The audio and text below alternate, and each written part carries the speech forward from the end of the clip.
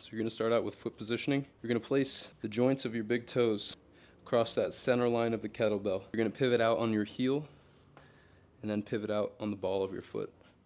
Repeat that on the other side as well. Next step is we're going to soften the knees.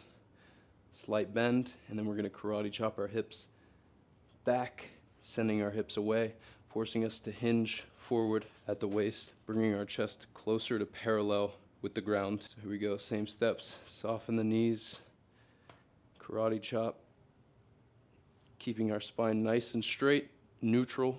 We don't want any curvature in the spine. That's where injuries occur. And joints are strong when they're stacked up. Same goes for the hand, wrist, elbow. When we're pressing overhead, we want everything in a straight line. That's where we're powerful. So same thing, soften the knees, karate chop. This is where our power is going to be. Our hamstrings, glutes, and low back are loaded and ready to explode. Just as if we're going to go into a broad jump here. We want to really load through a full range of motion so we can get a big stretch. And with a big stretch, there's a bigger explosion. So let's initiate the swing. We're going to grip the bell. Traditional people are going to grip it. Insides of your elbows are going to be facing in, but I want you to think about breaking the grip. Externally rotating and trying to face the insides of your elbows forward. Boom, boom. See how we grip the bell? That's going to engage our lats, our back here. Our back's a big, crucial part of that power development in the swing. I'm going to keep going back to the broad jump idea. When we're doing a broad jump, we're going to use our arms in that swinging pattern to bring us forward, like so.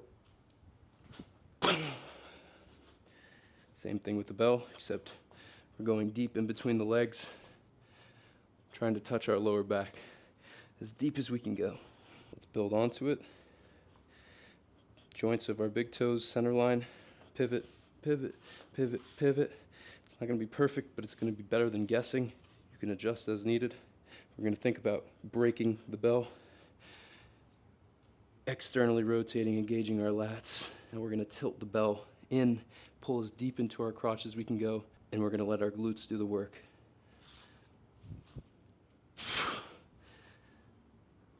Arms are not involved at all. That's all glute popping and swinging the bell.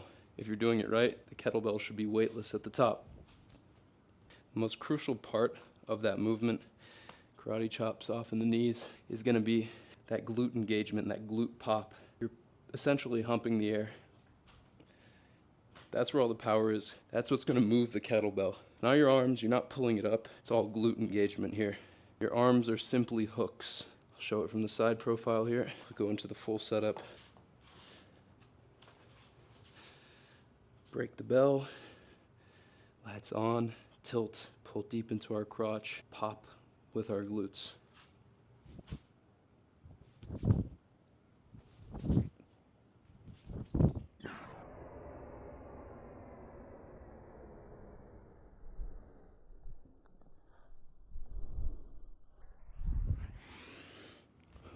I want you to make sure you're focusing on hinging, not so much squatting. It's hard to pop your hips when you're in a squat, but a hinge, loading up that posterior chain like a rubber band, and that rubber band snaps. We extend, and the bell's gonna move. Like I said, if you're doing it right,